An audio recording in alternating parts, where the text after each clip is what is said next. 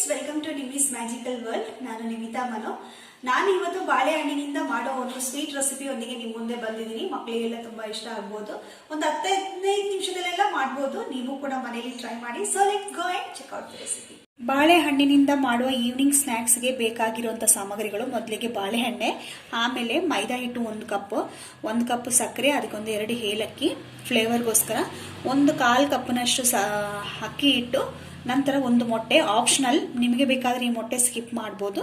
ಬನ್ನಿ ಹೇಗೆ ಮಾಡೋದಂತ ನೋಡ್ಕೊಂಡು ಬರೋಣ. ಫಸ್ಟಿಗೆ ನಾವಿವಾಗ ಸಕ್ಕರೆ ಆಮೇಲೆ ಏಲಕ್ಕಿ ಚೆನ್ನಾಗಿ ಪುಡಿ ಮಾಡ್ಕೊಳ್ಳೋಣ ಮಿಕ್ಸಿ ಜಾರಲ್ಲಿ ಹಾಕಿ. ನಾನಿವಾಗ ಸಕ್ಕರೆ ಮತ್ತೆ ಏಲಕ್ಕಿ ಚೆನ್ನಾಗಿ ಮಿಕ್ಸಿಗೆ ಹಾಕಿ ಪುಡಿ ಮಾಡಿ ಇಟ್ಟಿದ್ದೀನಿ. ಅದನ್ನ ಈ ಒಂದು ಬೌಲಿಗೆ ಹಾಕಿದ್ದೀನಿ. ನಂತರ ಇವಾಗ ಬಾಳೆಹಣ್ಣನ್ನು ಇದೇ ತರ ಚೆನ್ನಾಗಿ ರುಬ್ಕೊಂಡು ಬರೋಣ.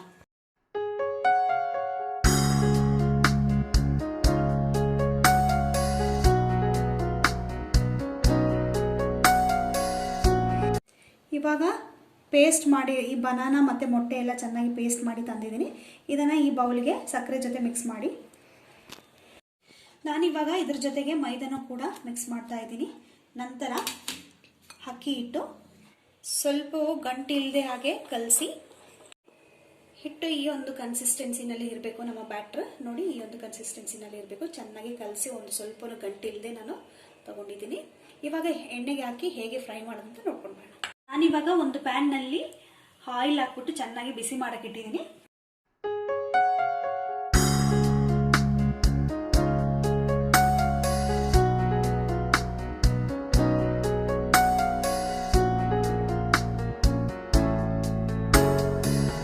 ನೋಡಿದ್ರಲ್ಲ ಫ್ರೆಂಡ್ಸ್, ಒಂದು 15 ನಿಮಿಷದಲ್ಲಿ ಹೇಗೆ ಬಾಳೆಹಣ್ಣಿನಿಂದ ಒಂದು ಈವ್ನಿಂಗ್ ಸ್ನ್ಯಾಕ್ಸ್ ಮಾಡ್ಬೋದು ಅಂತ. ನೀವು ಕೂಡ ಮನೆಯಲ್ಲಿ ಟ್ರೈ ಮಾಡಿ. Thank you. Bye bye.